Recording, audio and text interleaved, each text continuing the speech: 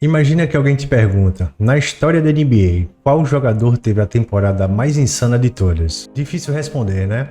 Ainda mais quando a gente considera que nem toda temporada incrível termina com um anel do dedo. Tem temporada que parece um filme, mas um filme sem final feliz, sem título, sem MVP. E aí fica a pergunta, como a gente define de verdade a maior temporada individual da história da NBA? E se existisse um jeito de juntar tudo isso que um jogador faz numa temporada? Os números, o impacto, os prêmios e transformar tudo isso em um só número, um tipo de placar de grandeza. E é justamente esse tipo de abordagem que esse vídeo vai tratar, uma análise baseada em uma fórmula que tenta medir exatamente isso, o peso real de uma temporada individual. E o que aparece no topo? Simplesmente a temporada mais dominante de todos os tempos. E o mais louco?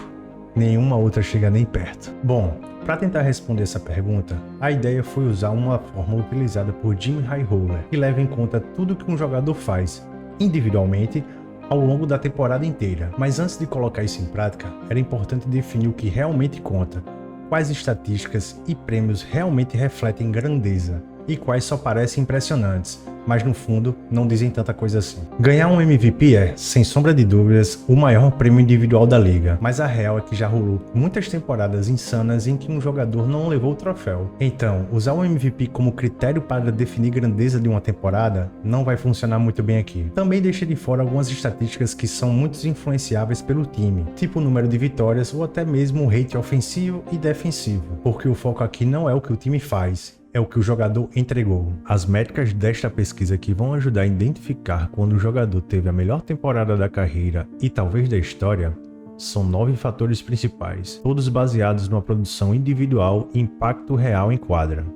São elas: pontos, rebotes e assistências, se o jogador foi escolhido para o All-Defensive Team, se levou o prêmio de defensor do ano, se liderou a liga em pontos, rebotes ou assistência. E aí entra 4 métricas avançadas que ajudam a capturar o impacto total do jogador, mesmo nas coisas que não aparecem tanto no box score. Elas são um pouco mais técnicas e complexas, então eu vou explicar de uma forma bem resumida e direta. Eficiência é uma nota que resume toda a produção de um jogador em média por minuto, levando em conta pontos, rebotes, assistência, tocos, roubos e erros. Win share. Essa estatística tenta dizer quantas das vitórias podem ser colocadas na conta de cada jogador em específico. Box plus minus mede quanto melhor ou pior o time joga quando aquele jogador está em quadra, a cada 100 posses de bola. VORP mostra o quanto o jogador produziu a mais do que um jogador considerado um bom reserva.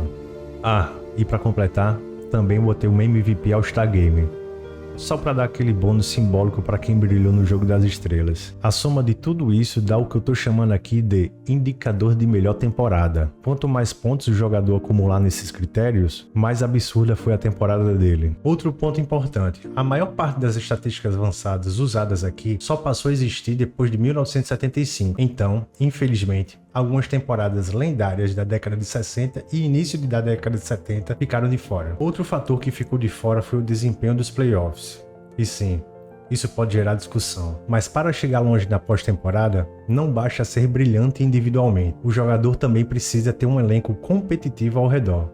Nem mesmo nomes como LeBron James e Michael Jordan conseguiram transformar temporadas históricas em títulos, devido à falta de apoio. Por isso, esta análise, o foco está exclusivamente na temporada regular, para medir o que cada jogador entregou individualmente, noite após noite, sem depender de contexto de elenco ou resultado. Mas antes de seguir, vale entender o que esse número, que representa a melhor temporada, realmente quer dizer. O que separa uma temporada boa de uma temporada grande e de uma temporada que entra para a história.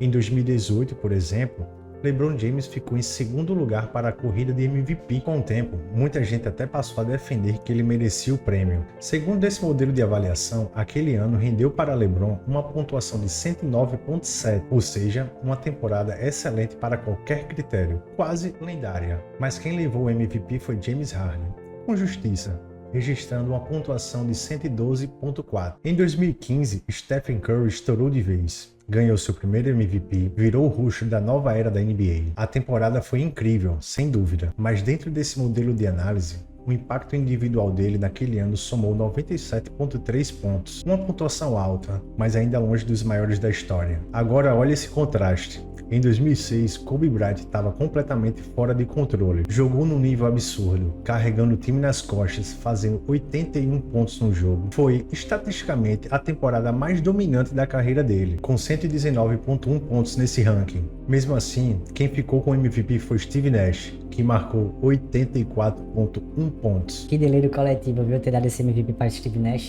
Ou seja, uma temporada boa, mas nem perto no mesmo patamar que Kobe Bryant. Esse tipo de comparação mostra como o MVP nem sempre vai para o jogador que realmente teve o ano mais insano. Claro que esses números só fazem sentido dentro de um contexto. Por exemplo, uma pontuação em torno de 20 representa a média da liga, aquele jogador que entrega o básico, certo? Se o cara tá na casa dos 45, já dá para dizer que é um titular sólido. A exemplo de Jaden McDaniels, com 43,3 e Christian Braun, com 48,5 de pontuação. Batendo os 65, estamos falando de alguém nível All-Star, como Darius Garland, com 64,3 e Trae Young, com 70,1 pontos na temporada de 2025. A partir dos 80, o jogador entra na conversa de All-NBA, entre os melhores da temporada, assim como Jason Tatum, com 82,7 pontos, e LeBron James, com 81,1 e conquistou sua 21ª nomeação para o All-NBA, um recorde dificilmente que será quebrado. Para veja bem, quando alguém ultrapassa os 100 pontos, aí sim começa a entrar no território de MVP da temporada. Mas mesmo assim, 100 pontos ainda não é o bastante para entrar no top 56 das maiores temporadas de todos os tempos. Para você ter uma ideia, a 56ª melhor temporada desse ranking foi a de James Harden em 2018, e ele terminou com 112,4 pontos, ou seja, o nível de exigência dessa próxima lista que eu vou mostrar é bem acima da média. Dá só uma olhada nesse gráfico. Segundo esse modelo de avaliação, ele mostra as 56 maiores temporadas individuais da história da NBA. E logo de cara, quem aparece dominando as primeiras posições da lista? James Harden.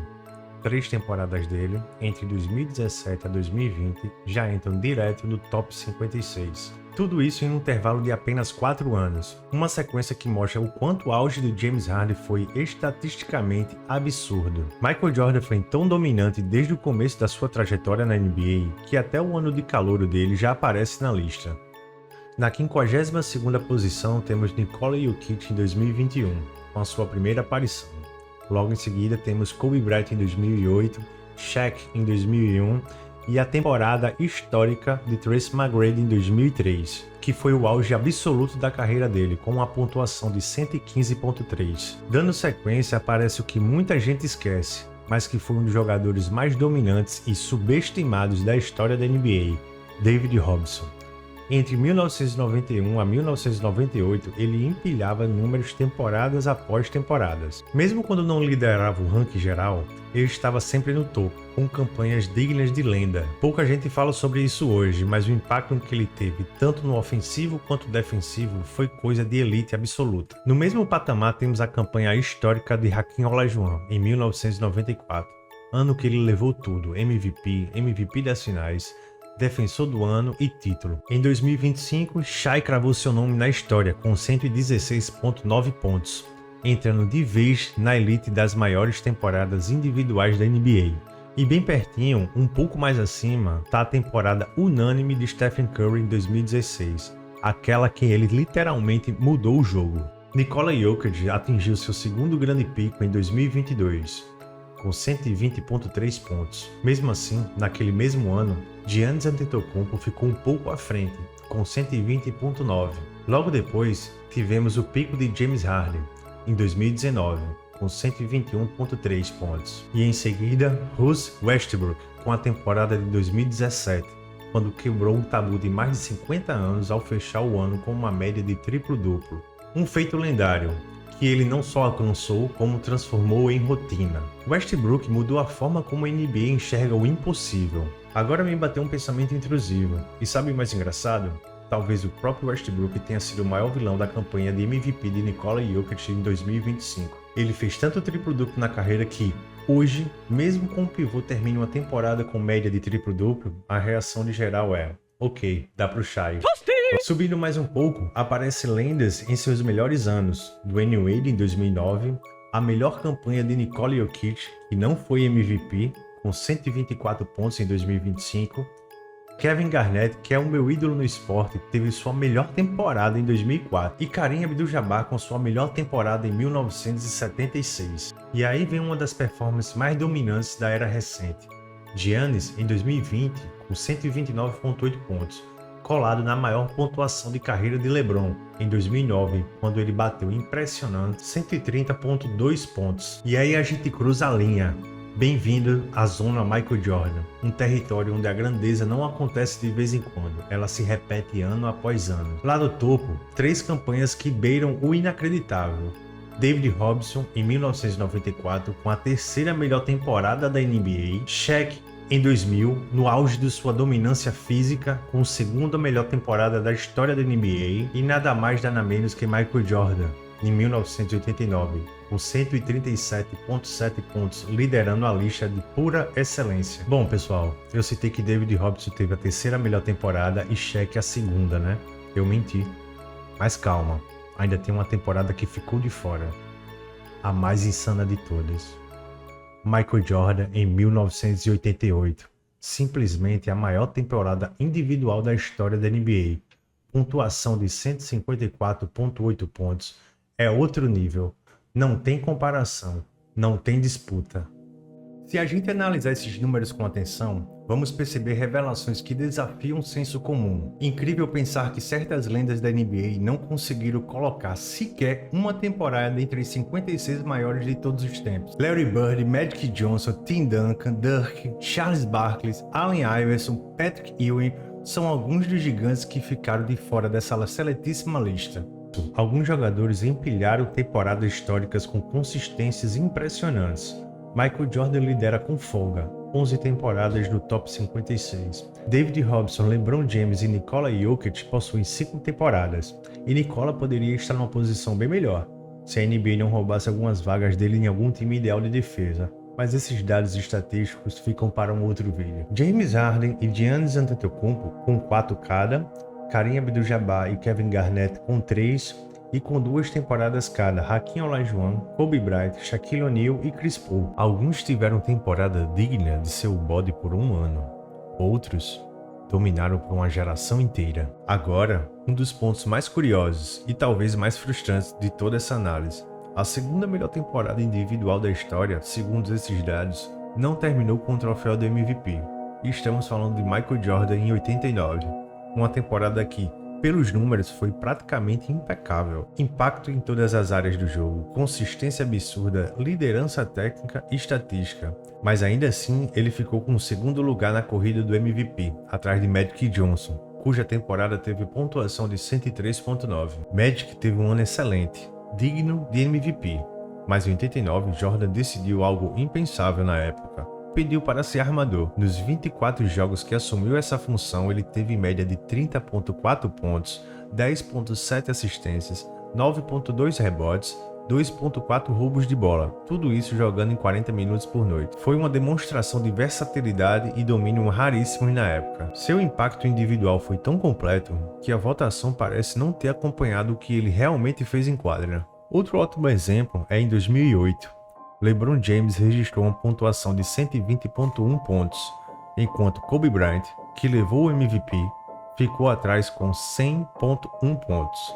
LeBron foi cestinha da temporada, líder em eficiência e registrou pela primeira vez em sua carreira box plus minus acima de 10, marca que o colocou no seleto grupo de apenas 16 jogadores em toda a história da NBA a atingir esse nível.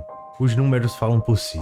Em 2009, LeBron James, Dwayne Wade e Chris Paul colocaram o mundo da NBA de cabeça para baixo. Todos os três passaram de 120 pontos e entraram juntos no top 25 de todos os tempos. O nível daquela temporada foi tão fora da curva que nenhuma outra conseguiu repetir esse feito.